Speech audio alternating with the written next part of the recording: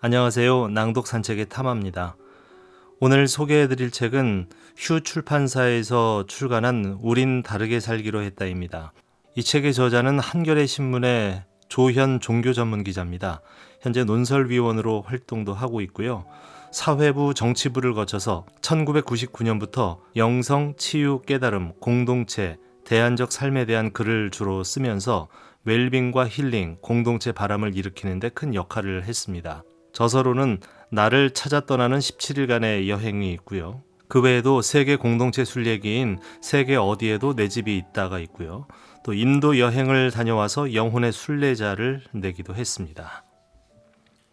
자, 프롤로그를 소개해드리겠습니다. 왜 지금 마을과 공동체를 이야기하는가? 인간을 한마디로 규정하자면 모순된 존재라 하겠다. 정반대의 것을 갈구하는 인간의 정신 상태가 그렇다. 인간은 고립을 견딜 수 없는 존재다. 심심하고 외로운 걸 무엇보다 못 참는다. 온종일 SNS에 매달린 이들이 많다. 그러고도 틈만 나면 동창회와 취미 동아리를 갖고 교회와 성당, 절에 나가서 관계 맺기를 시도한다. 관계가 늘어도 더 외로워질 때가 많다. 인간은 원하던 걸 손에 쥐었다고 만족하는 법이 없다. 애타게 갈구하던 것을 일단 손에 쥐면 언제 그랬냐는 듯이 벗어나려고 몸부림친다. 그 모든 것의 뿌리에는 동물과는 비교할 수 없는 인간의 큰 욕심이 있다.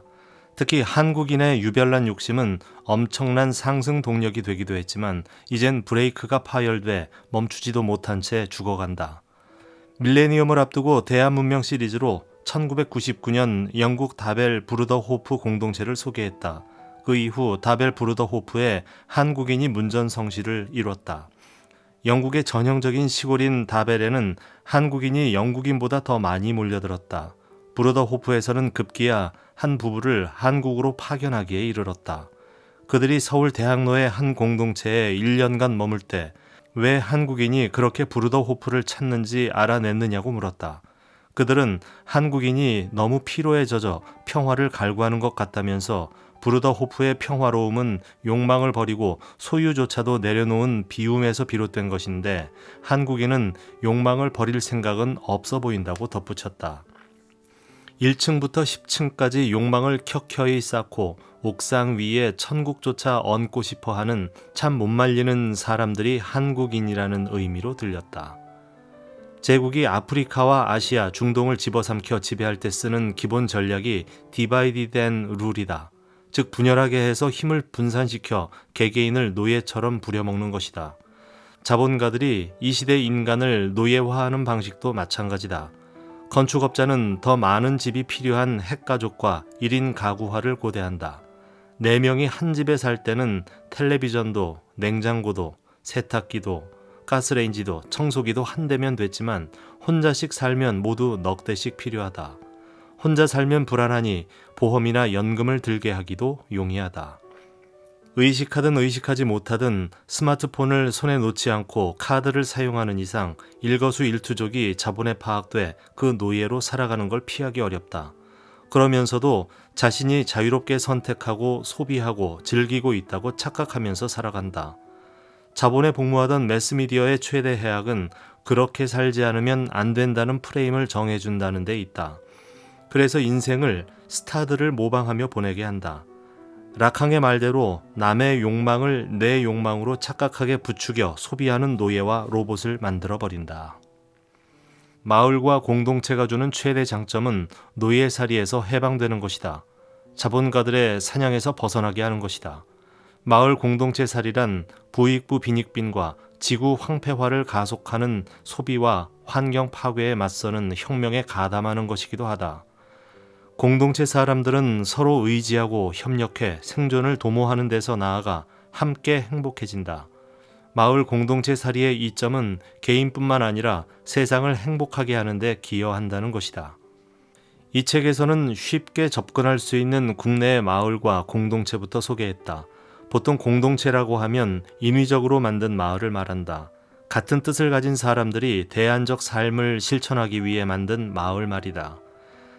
땅값이 비싸 마을을 뚝딱 만들어내는 건 쉽지 않아서 요즘은 기존의 마을을 더 사이좋고 재미있는 대안마을로 변화시키는 전환마을이 늘고 있다. 4부에서 소개한 외국 공동체들은 세계 공동체 역사에서도 주목할 만한 곳들이다. 그에 비하면 한국의 마을 공동체들은 시작에 불과하다. 공동체 탐사는 그들의 행복감이 어디에서 기인했는지 그 궁금증으로 이어졌다. 함께 살면 아이뿐 아니라 어른에게도 삶의 여유와 재미를 더해준다. 내 감으로는 공동체원들은 우리나라 하위 20-30% 소득계층이 지출하는 규모만으로도 상위 7-80% 계층의 여유 있는 삶을 누리는 듯이 보였다. 우리는 늘 미래는 준비하는 자의 것이라고 배웠다. 실제로 현실이 그렇다. 자신이 즐겁게 몰입하고 의미 있는 일을 찾아 그 성취를 위해 열정을 불태우는 이들은 행운하다. 안타깝게도 그런 행운아들은 드물다. 오직 생계를 잇기 위해서만 일하는 사람도 많다. 스웨덴은 국민의 5분의 1 이상이 공유주택에서 살고 있다. 공유주택에 함께 거주하는 이들이 잘 조화되면 10개의 보험을 들거나 북유럽 수준의 복지 시스템을 구축한 것보다 나을 수 있다.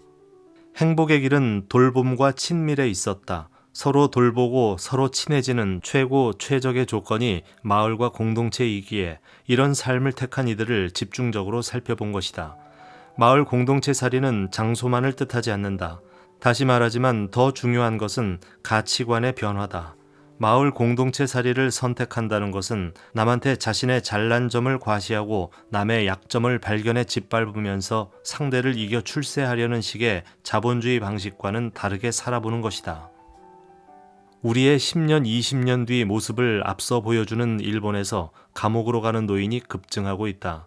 남성보다는 여성이 장수하기에 할머니가 더 많다. 90% 이상이 동네 마트에서 음료수나 과자를 훔치다가 걸린 단순절도다. 일본에서는 200엔짜리 물건만 훔쳐도 징역 2년에 처할 수 있는 법을 악용하는 것이다. 외로움과 가난, 가족 불화, 질병으로 힘든 노인이 사람들과 어울릴 수 있고 삼시세끼도 챙겨주고 돌봄까지 받을 수 있는 감옥행을 선택하고 있다. 고독한 혼삶보다는 감옥이라도 공동체가 낫다는 것이다. 과연 이렇게 사는 게 맞는 건가? 많은 한국인은 삶의 회의와 불안에서 벗어나지 못하고 있다. 젊은이뿐 아니라 노인이 되어서까지도 말이다. 이미 마을 공동체 살이를 하는 사람들은 우물쭈물하다가 내 이럴 줄 알았지라는 버나드 쇼의 묘비명처럼 죽을 때가 돼서야 후회하지 않게 된 걸 다행이라고 여겼다. 특히 반가운 일은 대단한 부자나 정치인이나 수도자가 아닌 보통 사람들이 선구자적 결단을 내려 행복한 삶을 실증적으로 보여주고 있다는 점이다. 두렵고 험난한 세상의 모든 파고를 홀로 넘어야 하는 것만큼 큰 재난은 없다. 진짜 재난은 쓰나미나 지진이 아니라 몸이 아플 때, 혼자 죽어갈 때조차 모든 고통을 온전히 홀로 감당해야 하는 일이다. 목숨을 다하는 순간 누군가 곁에 있고 함께 아파하는 이가 있다는 것만큼 큰 위로가 있겠는가. 지금까지 살아오면서 숱한 아픔과 상처를 겪었기에 마음이 머나먼 은하계를 외롭게 떠도는 사람들, 이 책은 이들을 위한 것이다. 마당은 대저택에만 있는 게 아니다. 진짜 마당은 사람 속에 있다. 경기도 파주시 문발동 28동 공방 골목길에 그런 마당이 있다. 3층 집 1층 30평 남짓의 실내 공간에 붙인 이름이 마당이다. 실내이긴 하지만 이름이 썩 어울린다. 그곳엔 헌 탁구대가 하나 있다.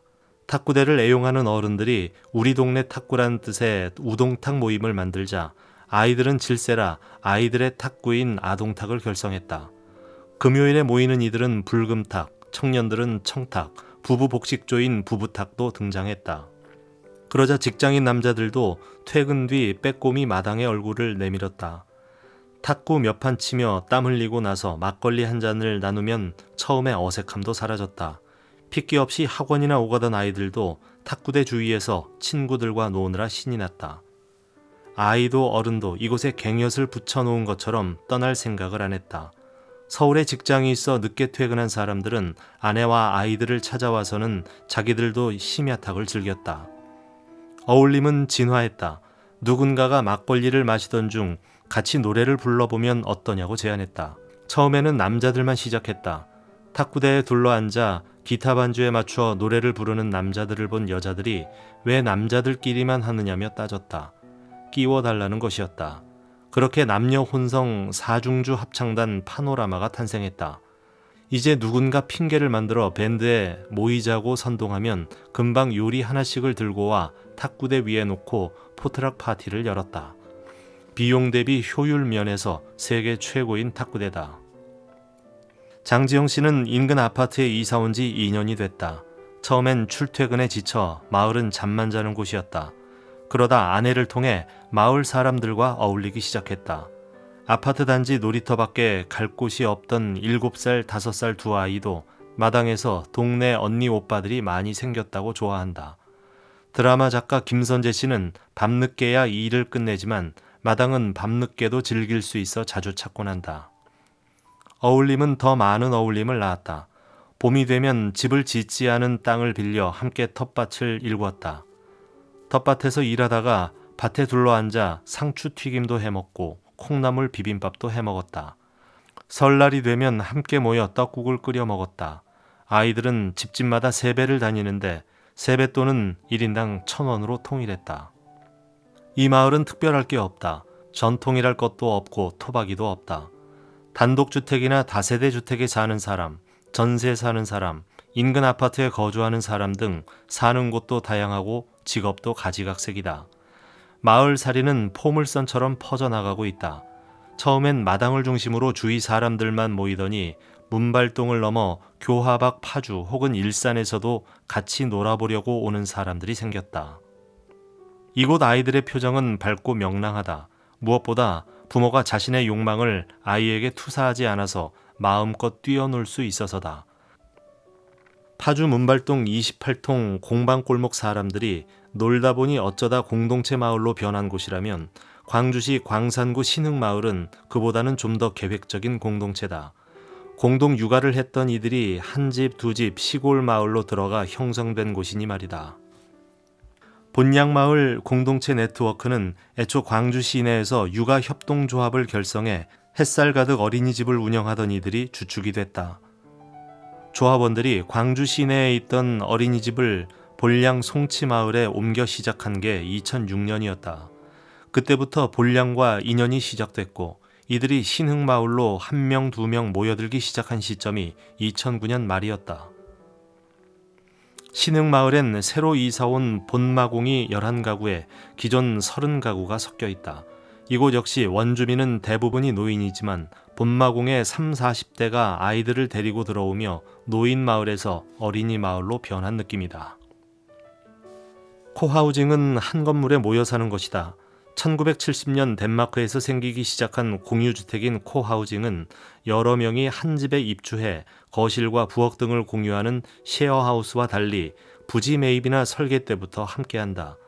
쉐어하우스가 거의 임대인데 반해 코하우징은 공동 부엌이나 커뮤니티 룸처럼 공유 공간 외에는 각자 소유 등기가 된 개인 집으로 이루어진다.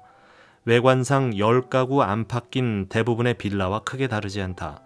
그러나 이들은 입주 전부터 모여 서로 돕고 의지하고 친밀하게 지내면서 행복한 삶을 만들어 보자고 약속했다는 점에서 차이가 없다. 한 건물에 살면서도 서로 상관하지 않고 살아가는 빌라나 다세대 주택과는 다르다. 서울 마포구 성산동 성미산 소행주 1호는 우리나라 코하우징의 선구자다. 소행주는 소통이 있어 행복한 주택의 줄임말로 2011년 1호를 시작으로 현재 10호가 지어졌다. 소행주 1호에는 텔레비전이 있는 집이 별로 없다. 텔레비전이 몇 집밖에 없다 보니 국가대표 축구 경기처럼 특별한 이벤트가 있을 때는 사람들이 텔레비전이 있는 집에 모인다. 드라마가 끝난 뒤엔 밤 9시 늦은 시간에 한 달에 한 번 있는 입주자 회의가 2층 커뮤니티 룸에서 열렸다. 느리가 곰배령에 갔다가 사온 표고버섯을 기름 소금과 함께 안주로 올려놓았다. 누군가 냉장고에 사다 넣어둔 맥주를 꺼내 한 잔씩 나누면서 회의를 했다. 이름 대신 닉네임을 부르는 게 더 정겹다. 우리나라는 존칭어 때문에 호칭이 주는 위화감이 크다. 그곳에선 어른아이 할 것 없이 님자를 붙이지 않고 닉네임으로 부른다. 누구나 친구처럼 말이다. 곧 아빠들끼리만 떠나는 2박 3일 아빠 여행을 비롯해 추석과 구정 후엔 엄마들끼리만 떠나는 엄마 여행이 있고 여름 휴가철엔 소행주 모든 식구가 떠나는 전체 여행이 있다. 사시사철 여행이 끊이지 않는다. 이곳에선 고등학생이 있어도 부모들끼리만 여행을 떠난다. 믿고 맡길 이웃이 있어서다. 저녁마다 공동 밥상에서 함께 식사하고 입학식이나 졸업식 때도 부모처럼 축하해주는 든든한 이웃이니 부모가 며칠 없어도 불안하지 않다. 이곳에 산다고 모든 것을 함께 해야 하는 건 아니다. 가령 오늘 저녁에 한잔 하자는 공지가 있어도 피곤해서 혼자 있고 싶다면 이를 존중한다. 코하우징은 개인 프라이버시와 각자의 삶이 철저히 보장된다는 점에서 공동체와는 다르다. 같이 하는 삶, 홀로 있는 삶을 모두 존중한다. 피터 윤상석 씨는 11살짜리 딸이 있다. 입주 당시 아내가 산후 우울증으로 몹시 힘들었다. 이곳에 들어와 이웃들과 내 집처럼 드나들며 소통하자 금세 우울증에서 벗어났다. 이곳에서는 구정 때 공동 밥상에 모여 어른들이 나란히 앉으면 모든 아이들이 함께 세배를 한다. 정월 대보름에도 윷놀이를 하고 연말 크리스마스, 송년 파티도 함께한다. 그러니 자연스레 자기 아이뿐 아니라 소행주 아이들이 모두 내 아이 같은 생각이 든다. 이곳에서는 세상 사람들이 하나같이 이야기하는 노후 불안 같은 게 거의 없다. 이들과 함께 어울려 살면 외롭지 않고 큰돈 없이도 잘 살아낼 것 같은 자신감이 든다는 것이다. 영국 임페리얼 칼리지 런던 연구팀이 13년 동안 영국 등 유럽 10개 국가에 사는 여성 32만여 명의 건강 기록을 분석한 결과 자녀가 있는 부모가 암 등 중증 질환으로 사망할 위험이 20%나 줄어든 사실을 발견했다. 특히 2~3명 이상의 자녀를 둔 여성의 사망 확률이 더욱 줄었다. 연구팀은 자녀를 낳고 행복감이 늘어 이런 결과가 나온 것으로 설명했다.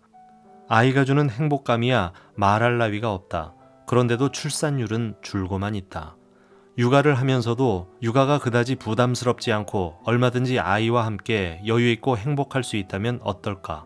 믿기지 않겠지만 그런 곳은 있다. 서울 강북구 인수동 청수탕 골목 안으로 100여 미터 들어가면 밝은 누리 공동체가 있다.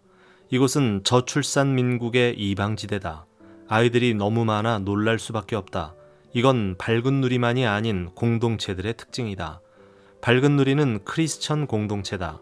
공동체라고 해서 하늘타리에서 살아가는 건 아니고 빌라가 많은 인수동 일반 주택가 안에서 이 빌라 저 빌라에 흩어져 반경 200~300m 내 마을에서 옹기종기 살아간다.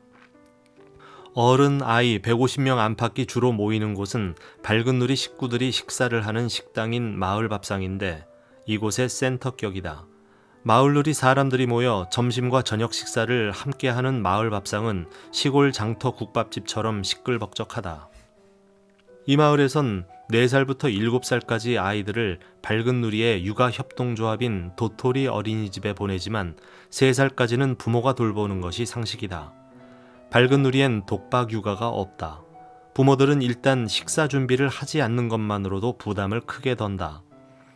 통상 이곳 아기들은 아침 7시 반에 일어나면 젖이나 밥을 먹고 잔다. 11시 반쯤 깨면 아기 부모는 아무런 치장도 하지 않고 아기를 안고 마을 밥상으로 식사하러 간다. 밥상에서 점심을 끝내고 오후 1시 반부터는 육아 품앗이를 한다. 서로 번갈아가며 아이를 돌보기 때문에 당번이 아닌 부모는 육아에서 해방돼 북한산 둘레길을 산책하거나 마을 밥상 인근 밝은 누리가 운영하는 마주 이야기 찻집에 가서 차를 마시며 벗들과 얘기를 나눈다. 오후 3시 반이면 품앗이에서 돌아온 아이를 재우고 아이가 깨면 저녁을 먹으면서 마을 밥상에 간다. 저녁 밥상은 퇴근해 오는 사람들까지 어울려 잔치 분위기다. 밥상에서 찻집으로 옮겨 대화를 이어가기도 한다. 밥상이나 찻집에선 아기를 보듬어주는 이들도 지천이고 아기가 기어다녀도 상관없으니 아이에게만 매달려 있을 필요가 없다.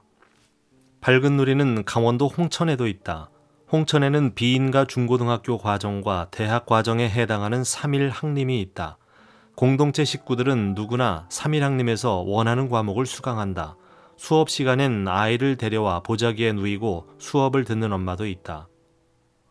서울 도봉산 아래 안골 마을에 있는 은혜 공동체도 아이들의 천국이다.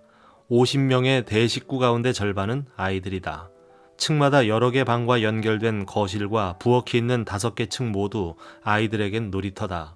2층 식탁에서는 어른 3명이서 철학책으로 독서 모임 중이고 3층 거실에선 초중고 홈스쿨 교사와 아이들이 지리산 종주 계획을 짜고 있다. 직장맘들도 육아와 살림은 당번에게 맡기고 이웃들과 대화하거나 밴드실에서 악기를 연주하거나 댄스실에서 춤을 춘다. 공동체에 들어오기 전까지 퇴근해서도 집안일하고 아이를 돌보느라 파김치가 됐던 그들로서는 유토피아도 이런 유토피아가 없다. 공동 부엌이 있어서 당번제로 2~3명이 부엌 일을 돕고 나머지는 부엌 살림에서 해방돼 자유롭다. 서울시청에 근무하다 은혜 공동체에 입주하면서 도봉구청으로 옮긴 장 씨의 남편 임순환 씨도 부담을 크게 덜었다. 직장인들은 직장에서 힘들게 일하고 와서도 독박 육아한 아내를 대신해서 밤늦게까지 육아를 감당해야 하는데 공동 육아로 부담에서 해방되었다. 밤에도 품앗이 육아가 일상이라 당번이 아니면 아기 엄마라도 1층 카페에서 남편이나 공동체 식구들과 커피를 마시거나 대화를 나누며 여가를 즐긴다. 이들이 한집살이를 결행할 수 있었던 것은 2007년부터 회기동에서 공동 육아에 참여하며 느낀 삶의 변화와 여유 때문이었다. 성미산 소행주도 공동 육아로 출발했다. 신촌의 대학원에 다니던 부모들이 학업과 양육을 병행하는 게 너무 힘이 들자 1995년 우리 어린이집을 만들어 공동 육아를 시작했다. 그 어린이집이 있던 자리에 지은 게 소행주 1호다. 소행주 1호는 은혜 공동체처럼 공유 공간이 많지는 않다.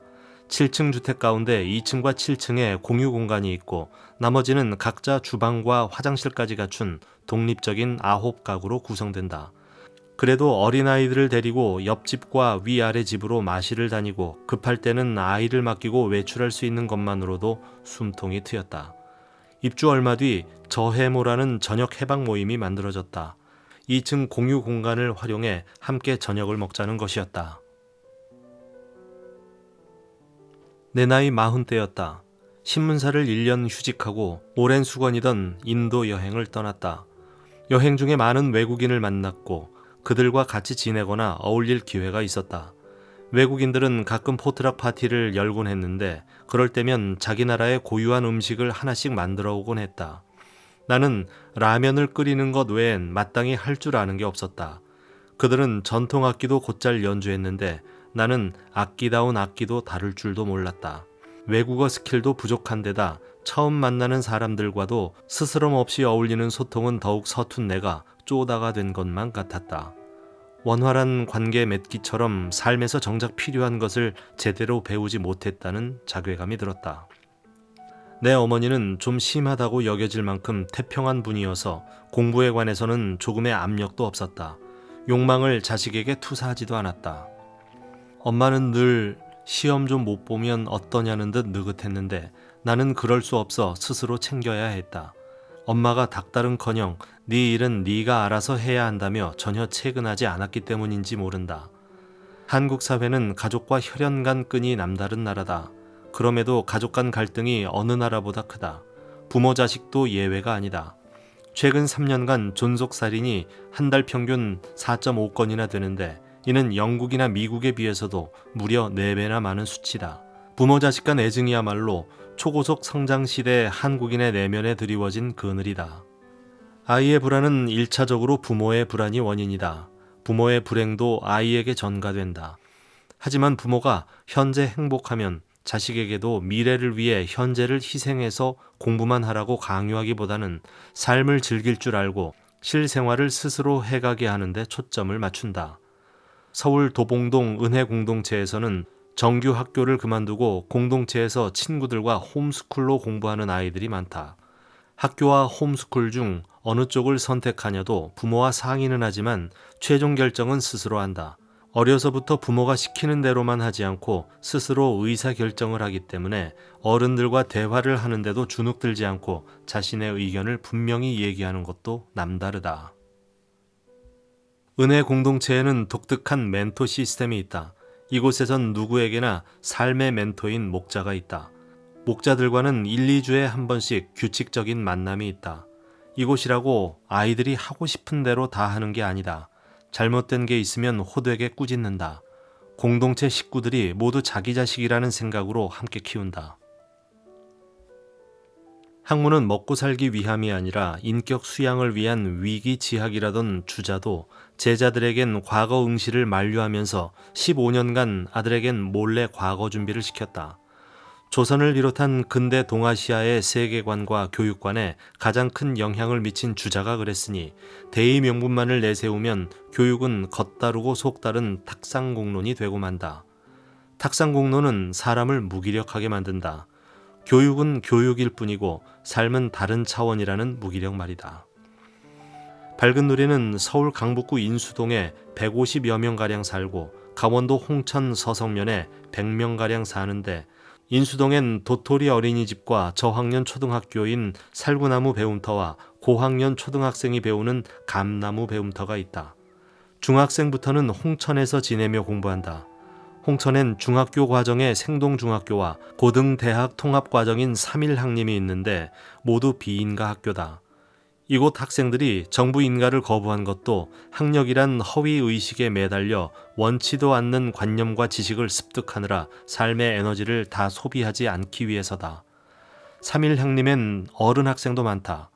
교사도 자신이 필요한 과목은 학생이 되어 배운다. 학생들의 기숙사격인 생활관에선 집짓기 교사인 구자옥 선생님과 학생 8명이 집짓기 수업을 하고 있었다.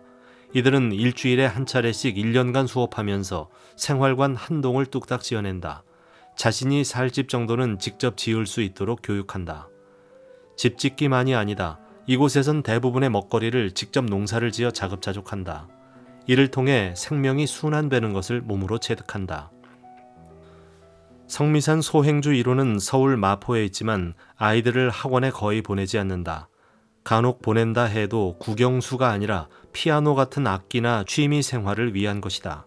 이곳은 행복을 현재 누리기 때문에 아이들에게도 미래를 위해 현재를 희생하라고 강요하지 않는다. 전북 남원시 산내면은 20년 전만 해도 지리산권 면 단위 지역 가운데서도 가장 퇴락해가는 시골이었다. 그런데 예토가 낙토가 되고 신락원이 낙원으로 변모하고 있다. 현재 산내면 인구 2,200명 가운데 450여 명이 도시에서 내려온 귀촌자다. 귀촌의 진앙지는 실상사다. 실상사가 귀농인을 위한 농업 실습용 땅으로 10,000평을 내놓으며 1998년 실상사 귀농학교가 시작됐다.